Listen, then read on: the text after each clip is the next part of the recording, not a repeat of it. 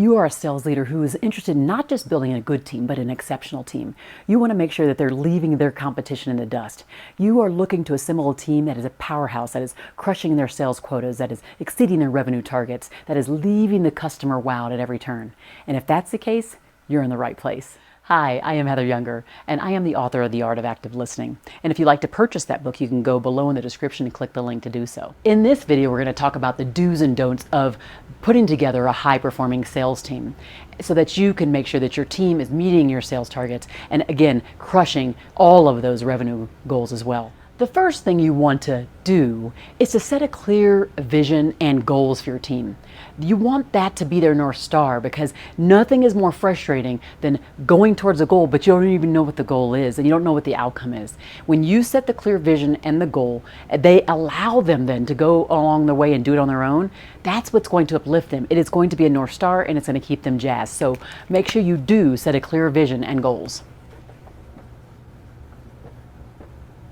The second thing to do is to make sure that you're providing the proper onboarding for your team. That means that they're trained in the beginning, they have all the tools they need, maybe it's technology, whatever it might be, so that they understand the products and services that you're wanting them to go sell. So making sure that you onboard them correctly is the thing you want to do.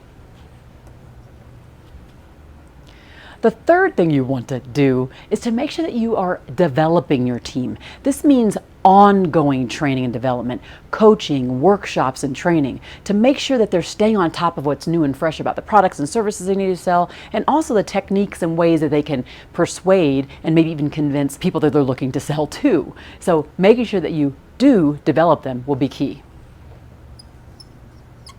The final thing you want to do is to make sure that you foster a culture of collaboration. That means you want to encourage them to share best practices, to make sure that they're open about maybe even some of their mistakes with their team, setting up that safe space so that they can all talk about the things that are going well and what is selling on the market. If you can have them be open and honest about that, collaborate about ways to get better at it, it's just going to make their energy go higher. It's going to make them be more successful. So make sure that you do make sure that they collaborate with each other.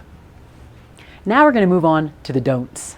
The first of the don'ts is to not micromanage. Micromanage is the first and the best way for you to suck the air out of your people. So you want to make sure, as salespeople, they like to know that there are parameters, there are goals, and that those are clear, but how they get there should really be a lot of their own way. Allow them the autonomy they need so they can keep their energy high and focus on the target at hand. So make sure you do not micromanage.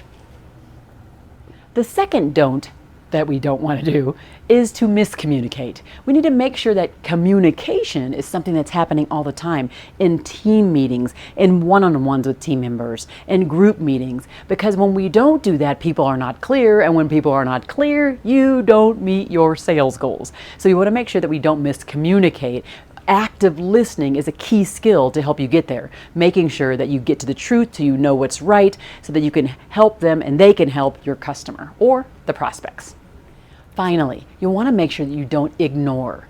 Don't ignore your team members' feedback. Remember, they are on the front line with the prospects, with your customers. They know their needs. They hear the objections. So don't ignore their feedback, and make sure you include them in the process, any changes or any sales processes, to make sure that you improve the experience for the customer and make it easier for them to sell, so you improve the experience for them as well. So do not ignore their feedback.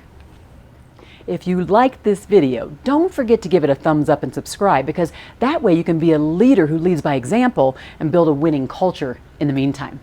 Be well.